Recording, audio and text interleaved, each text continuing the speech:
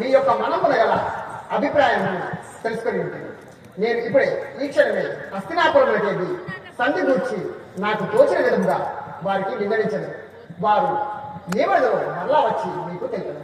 సరే బాబా, అలాగే పోయిరాము.